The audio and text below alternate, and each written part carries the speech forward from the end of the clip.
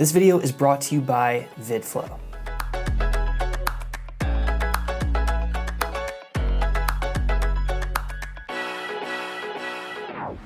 Today I'm going to be talking about the brand new Sigma 28-45 f1.8.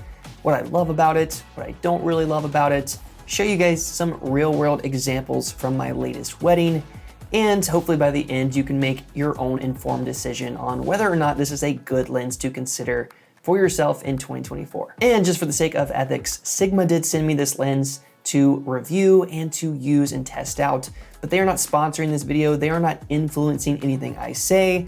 No money exchanged hands, and this video is 100% my own real world opinion based on my own experience using it. But without wasting any more of your time, let's get into it. This lens is pretty exciting because it is the first Sigma zoom lens in the full frame camera lineup to offer a 1.8 aperture. And this lens honestly feels like a very familiar friend. And the reason is because it's very similar to Sigma's wildly popular 18-35 f1.8 for APS-C cameras.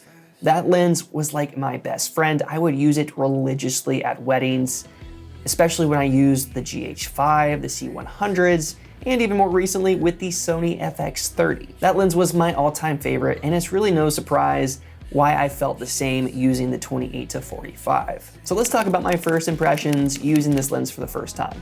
For one, it is on the heavier side and much longer than my 24-70. For comparison, here is the new Sigma 24-70 Mark II and the 28-45 side by side. Now the 28-45 is longer, but that is also because it is an internal zoom, so it's not gonna get any longer than its current state. But it is a beefcake of a lens, so if you prefer a more minimal and lighter setup, then the 24-70 is probably gonna be a better fit for you. You have the clickable aperture ring, which I think is a really nice touch. But if you don't want to use the clickable ring, you can set it to auto and still adjust this in camera, which generally doesn't affect me on the wedding day because I'm staying pretty wide open, and especially with this lens being 1.8, why not use it to its full capabilities and benefit and get that sweet, sweet bokeh. But I do love that Sigma gives you options with this lens. That's really nice. Attention, Sorry. Imagine delivering your beautifully crafted wedding films with a platform that not only showcases your work in stunning quality, but also enhances your client's experience from the moment they hit play. And client experience is so important to me, which is why I use VidFlow. VidFlow is so much more than a video delivery platform. It's a way to not only elevate your brand, but impact your couple's first-time experience in a powerful way. A few reasons why I love VidFlow. There's seamless delivery, which lets you share your films instantly with a simple, personalized link. Stunning presentation, because first impressions matter, by ensuring your films look the best they can through a customizable gallery that truly reflects your brand.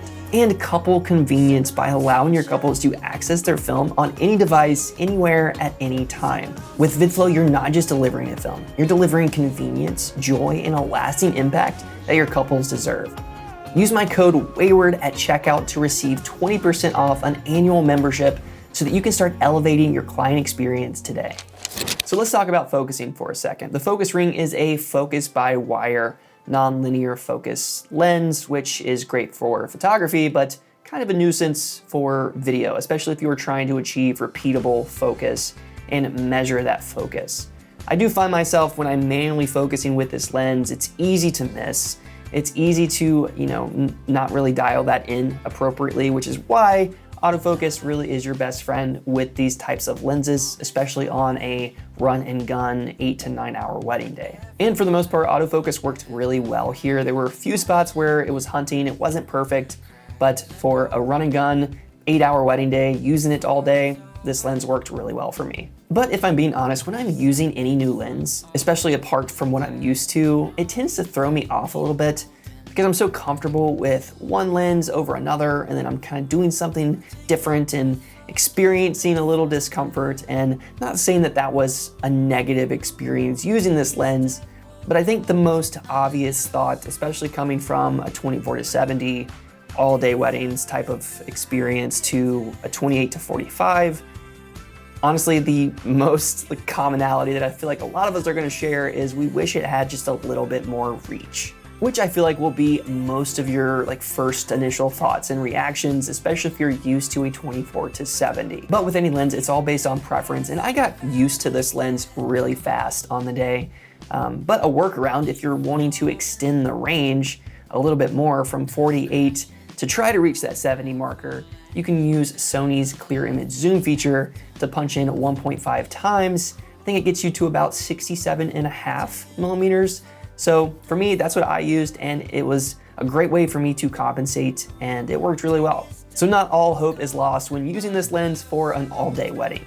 Now let's talk about the price point of this lens for a second.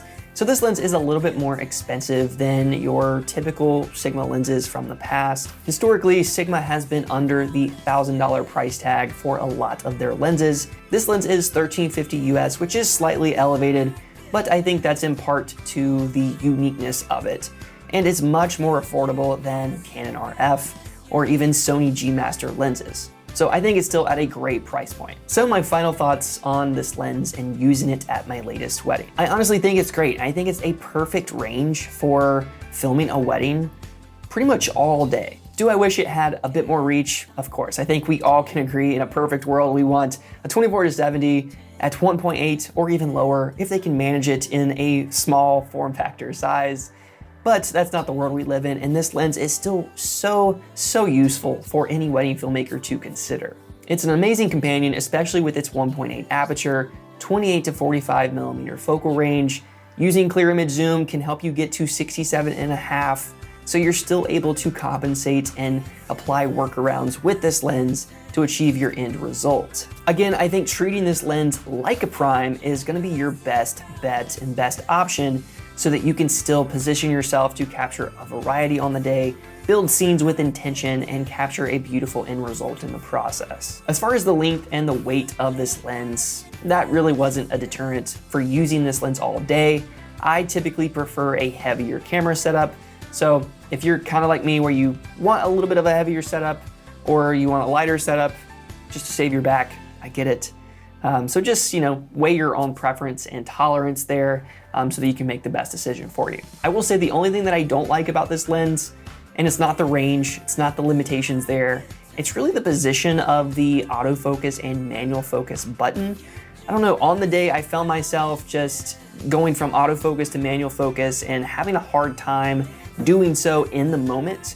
And it was just in a weird position because generally my hand is resting on the focus ring and I had to just slide my hand down, click that button, slide it back up. But it just didn't feel natural to me.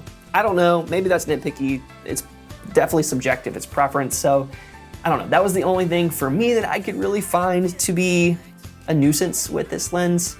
So take that for what you will. But what do you guys think of this new unique lens for wedding filmmaking? Is it a buy? Is it a pass? Is it a must-have? Let me know in the comments. I'd love to hear your thoughts. And until next time, keep creating and telling beautiful stories. Peace.